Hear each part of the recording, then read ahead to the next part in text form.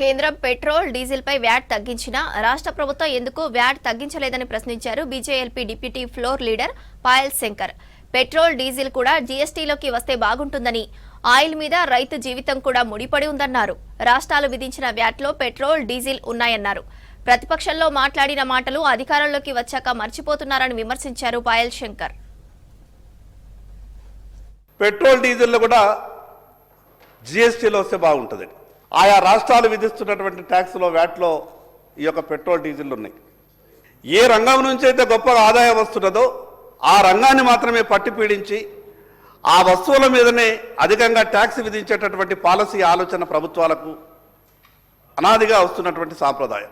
3-4 ఆదాయ వనరుల మీదనే ఆధారపడి ప్రభుత్వాన్ని నడిపించేటటువంటి పరిస్థితికి వస్తే ప్రజల మీద భారం పడుతుంది. అధ్యక్ష, కాంగ్రెస్ పాలిస్తున్నటువంటి కర్ణాటక రాష్ట్రం కూడా 20% వ్యాట్ తగ్గించింది. అధ్యక్ష, ఈరోజు మిగతా రాష్ట్రాలలో తగ్గించినప్పుడు, కేంద్ర ప్రభుత్వం తగ్గించినప్పుడు ఈ రాష్ట్ర ప్రభుత్వం ఎందుకు తగ్గించలేదు? ఇది తెలంగాణ ప్రజల్ని ఆర్థికంగా చతికిలబడ చేస్తున్నది ప్రభుత్వ నిర్ణయాలను మాట్లాడినప్పుడు ఈరోజు ముఖ్యమంత్రిగా ఆనాడు మీరు మాట్లాడినటువంటి మాటల్ని ఒక్కసారి గుర్తు చేసుకోవాల్సిన అవసరం ఉంది.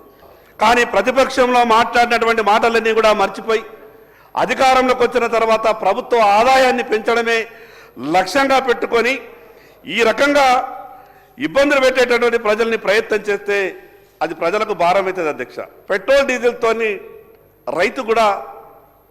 రైతు జీవితం కూడా ముడిపడి ఉన్నది. ఈ తెలంగాణ రాష్ట్రంలో రైతులకు కూడా అది రైతు ట్రాక్టర్కు వాడేటటువంటి డీజిల్ కావచ్చు, రైతు దేనికి వాడినా కూడా దాని మీద ప్రభుత్వం ఒక ప్రత్యేకమైనటువంటి ఆలోచన చెయ్యాలి. ఈ రాష్ట్ర ఆదాయానికి పెంచడానికి ఏం చేయగలుగుతామో అన్ని పార్టీలలో మంచి కోరేటటువంటి కొంత ఆలోచించేటటువంటి లక్షణాలు ఉన్నటువంటి వాళ్ళని మీరు సెలెక్ట్ చేసి ఒక కమిటీ ఫామ్ చేయండి. గతంలో ప్రభుత్వ పనులకు టెండర్లు అంటే కాంట్రాక్టర్లు పోటీ పడుతూ ముందుకు వస్తుండే, పైరవీలు చేస్తుండే.